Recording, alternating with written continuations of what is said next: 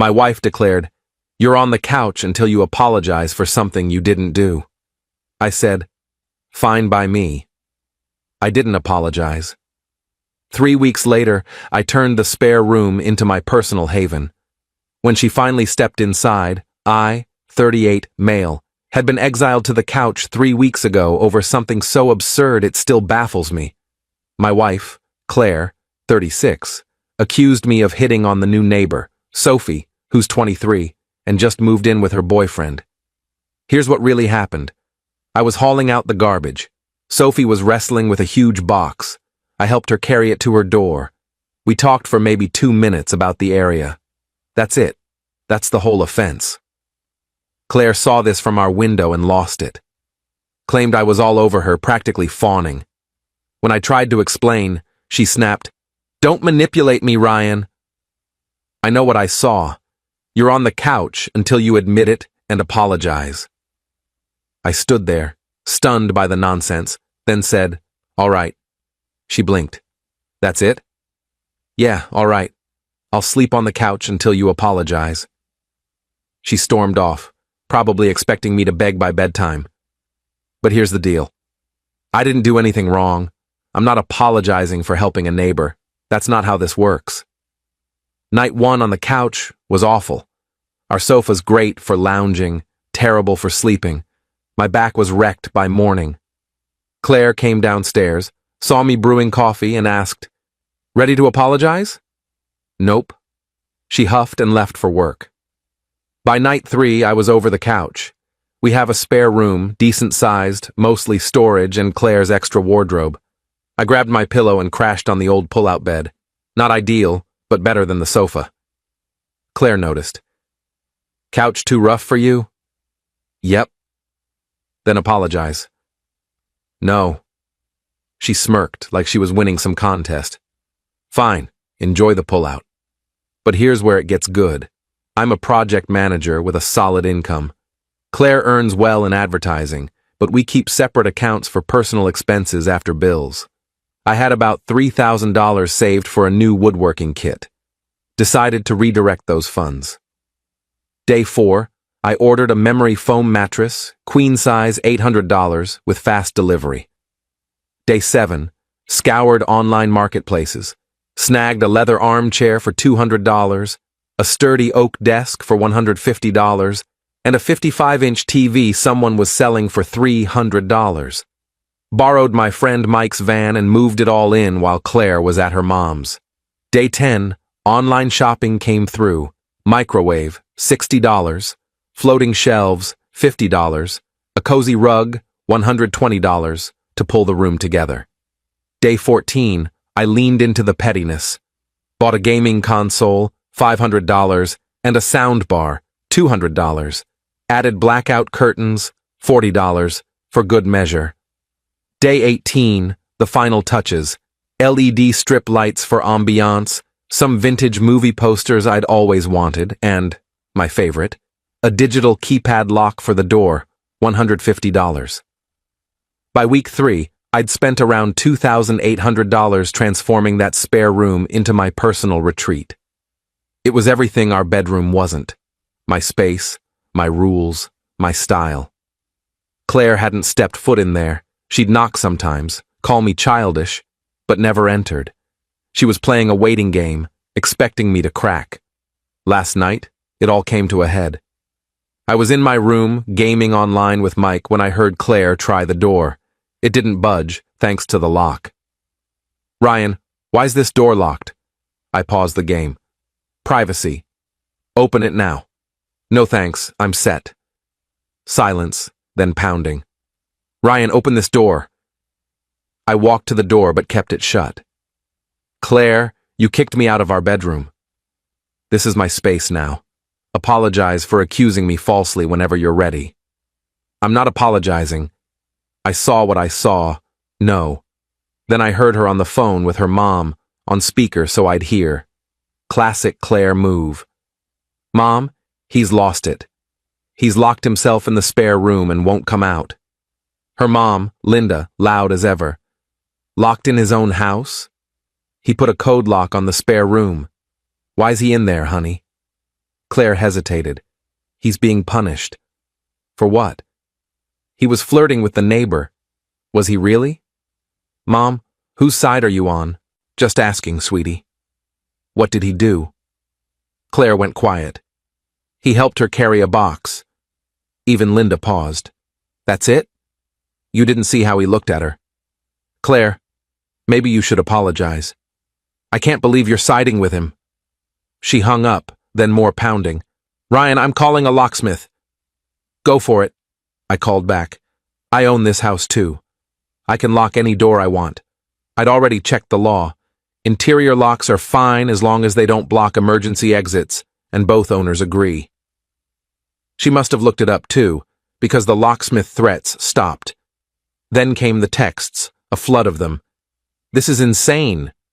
You're acting like a kid. That room's for guests. Your stuff's still in our bedroom. I bought new clothes. They're in my closet now. Your closet? It's a spare room. Not anymore. You can't claim a room. You claim the whole bedroom. I'm just making do. That's different. You were punished. For something I didn't do, so I made my own space. This is stupid. Come back to our room. You inviting me back? Only if you apologize. Then I'm good here. This morning, while I was at work, she finally went in. I have a camera in there, legally placed. It's my space now. Watched her jaw drop as she saw the setup. She stood in the doorway for 5 minutes, staring, touched the TV, the mini fridge, sat in the armchair. When she saw the gaming console, she looked like she might cry. When I got home, she was at the kitchen table, no anger, just defeat. You built a whole apartment in there. It's just a room with a fridge, microwave, and console. How much did it cost? My personal savings, not joint funds. She went quiet for a long time. You're really not going to apologize? Not for something I didn't do. So you're living in there forever? Until you apologize for falsely accusing me and kicking me out. Yeah, this is absurd. It was absurd 3 weeks ago when you started it. Now it's my life. She got up and left. Haven't seen her since. It's 10 p.m. now, and she's in our old bedroom. I'm in my room, writing this, eating takeout. Got my game ready, a cold soda from my fridge, and honestly, I'm good. Really good. Is this petty? Sure. But I'm a grown man kicked out of his bedroom for helping a neighbor with a box. If she wants to die on this hill, I'll build a whole mansion on mine. Update 1. Things escalated in ways I didn't expect. Claire's entitlement hit new levels and I had to keep up. First, she stopped doing my laundry. No problem. I bought a compact washer-dryer for $400 off a local listing. Fits perfectly in my room. Then she stopped cooking my share of dinner. Fine, I've got my microwave and fridge, started meal prepping on weekends. Even got an air fryer, $80 for my desk, but then it got spicy. She called a house meeting with her friend Tara as a mediator. They sat me down in the living room like I was in an intervention. Ryan, don't you think this is too much? Tara said. I'm just honoring Claire's choice to kick me out of the bedroom. But you turned the spare room into a bachelor pad, Tara said. It's supposed to be for guests. What guests? Your mom who stays at hotels because she hates our spare bathroom? Your cousin who hasn't visited in years? That's not the point, Claire cut in. It's exactly the point. The room was a storage dump. Now it's useful. You're being spiteful, Tara said. I'm being comfortable. Claire made a call. I adjusted.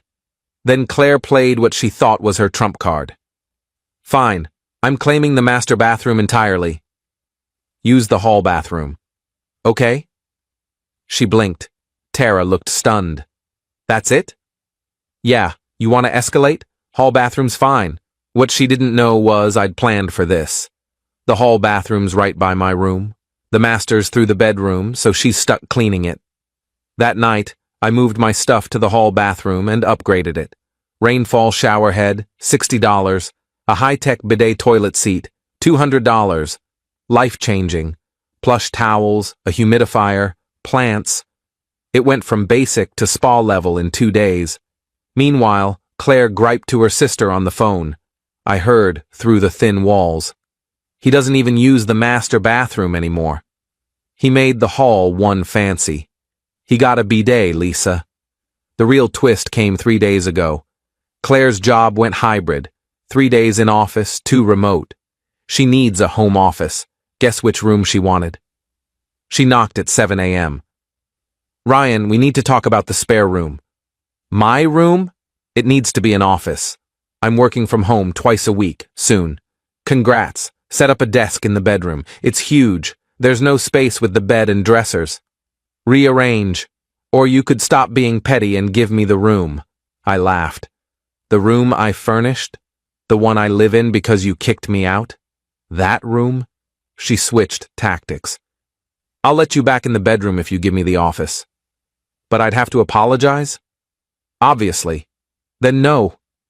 She slammed the door and left. 20 minutes later, I heard drilling. She set up a desk in the living room corner. Her office is now in our shared space where I watch TV. Guess who bought noise-canceling headphones for $300?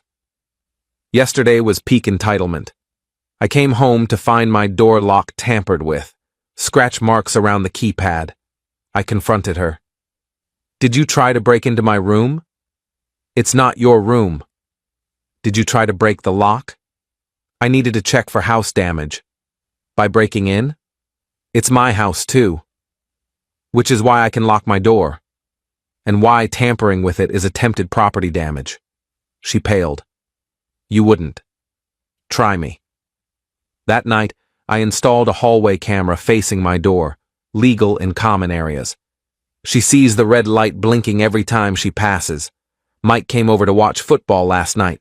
Claire flipped. You can't have people in there. Why? It's my room. I don't want strangers in my house. Mike's been here 100 times. You went to his engagement party. Not in that room. She called the police, claiming I was refusing to leave a room in her house. The officer looked exhausted, heard me explain I live here, pay half the mortgage, and am in my room. Claire ranted about spare rooms and apologies. Ma'am, does he live here? Yes, but is he threatening you? No, but is he breaking laws? He locked an interior door. In a house he owns. Claire went quiet. Officer to me. You two need counseling. After he left, Claire sent a payment request for $1,400. Half your room stuff, it's marital property. I declined and sent one for $1,900. Half the bedroom furnishings I'm banned from. She declined that and sent one for $500 for emotional distress. I sent one for $1 for the box I helped Sophie carry. Silence since. Update 2. The standoff dragged on, but Claire made a critical mistake that shifted everything. After the police fiasco, she went all in, changed the Wi-Fi password. Joke's on her, I got my own internet line to my room for $90 a month. The technician thought it was odd, but worth it for peace. Then she started hosting loud friend gatherings, wine nights, craft parties, book clubs, right outside my door. I cranked my soundbar and got thicker blackout curtains. But then, she went too far. Last Tuesday, I came home to my door wide open. The lock was gone. My stuff was there but rearranged. Console unplugged, fridge off, food spoiling, bed stripped, sheets piled up. A note read, maintenance check required, management. Except we own the house, no management. I called her. What the hell, Claire? The room needed inspection for damage. You broke into my room and touched my stuff. It's not breaking in if I own the house. You destroyed my lock. That's property damage. Prove it. That's when I got serious, but not how she expected. She forgot I'd been documenting everything. Texts admitting she kicked me out, lock tampering photos, the police report, her break-in. I didn't shout. I just said, okay. Then I called my lawyer, not for divorce yet, but for legal separation and to establish household boundaries. The papers she got served 3 days later were gold, requesting exclusive use of my room, damages for the destroyed lock, and a formal split of household spaces. She came to me, tears streaming. You got a lawyer? You broke into my room and trashed my property. It's a lock, Ryan, that you destroyed after kicking me out for helping someone with a box. You're ruining our marriage. I'm sleeping in a spare room. You've been escalating for 6 weeks. Then came her sob story. I'm stressed. Work's awful. Mom's on my case. You abandoned me. You kicked me out. I wanted you to fight for us by apologizing, to show you cared. I showed I cared by not letting you gaslight me. Her lawyer, per mine, laughed at her case, kicking out your spouse, claiming abandonment, destroying their property, then claiming ownership. Good luck. But Claire's big mistake was trying to win me back. She started wearing skimpy outfits, cooking lavish dinners she'd eat in front of me, bringing home my favorite pastries. I kept living, meal prepping, gaming with Mike, starting online coding classes. Then she went nuclear, invited Sophie and her boyfriend for dinner without telling me. I came home to them at my dining table, Claire playing perfect host, pouring wine. Ryan, join us. Getting to know our neighbors. Sophie looked horrified. Her boyfriend, Matt, seemed confused. Thanks, but I've got plans, I said, grabbing a protein shake. Don't be rude, honey, Claire said, the honey dripping with fakeness. I'm good. Enjoy. Sophie stood. We should go, early morning tomorrow. But you just got here, Claire protested. Sorry, food smells great, though. They bolted. Matt muttered, What was that? As they left. Claire exploded. You embarrassed me. You embarrassed yourself, inviting the woman you accused me of flirting with to prove a point. I was being nice. You were being manipulative. I'm saving our marriage. By refusing to admit you were wrong? I wasn't wrong. Then there's nothing to save. That was last week. Yesterday Claire moved out, not permanently, to her sister's. Left a note. Since you want to live alone. Funny thing is, I don't. I just wanted my wife to admit she was wrong about one thing. That I didn't flirt. That helping with a box isn't a crime. That kicking me out was an overreaction. Instead, she blew up our life. My lawyer says I've got a strong case to keep the house if we divorce, especially with her leaving and my documentation. But that's not what I wanted. I'm in my awesome room writing this. The house is too quiet. But I'll be damned if I apologize for something I didn't do. She texts every few hours. I miss you. You're ruining everything. Just say sorry and we're done. 6 weeks ago, I helped a neighbor with a box. That's the crime that ended my marriage. Final update. It's done. Not just the marriage, but this whole crazy saga. Claire stayed at her sister's for 2 weeks, posting cryptic social media quotes about valuing yourself and believing people when they show their true colors. The irony flew over her head. I got the house appraised, talked buyout options with my lawyer, started therapy, should have done that years ago, and kept upgrading my room. Added a small wine cooler because why not? Then Claire made her move. She returned with her brother Ethan and a moving truck, no heads up. I was working remotely. My company's chill about it. She marched in like she owned the place, which technically she half does. I'm taking my stuff and the bedroom furniture. It's half mine. Then I'm taking the bed and dresser. You can have the nightstands, cool. She wanted a reaction. When she didn't get one, Ethan chimed in. You really screwed up, man. How so, Ethan? You humiliated my sister, made her feel unwanted in her home. She kicked me out for helping someone with a box. That's not what she said. I'm sure it isn't. Claire cut in. I want the living room TV too. It's mine. Bought before we married. Receipt says otherwise. She flushed. Fine. The kitchen appliances then. We bought those together. Take half. How do I take half a blender, Ryan? That's your puzzle, like the couch was mine. Ethan tried to grab the coffee maker. I blocked him. That's from my room, bought 6 weeks ago. Prove it. I showed the online order. Claire grabbed the espresso machine instead. This then? Go ahead. They spent 3 hours dividing stuff, arguing over everything. Claire tried to take my gaming chair. This was in the spare room originally. Yeah, and you kicked me into the spare room. It's mine now. A judge won't see it that way. Let a judge decide. She backed off. The real blow-up came when she found out I'd documented everything. Ethan was loading boxes when Claire stormed down from the attic. You locked the attic storage? No, I padlocked my half. Yours is open. How'd you divide it?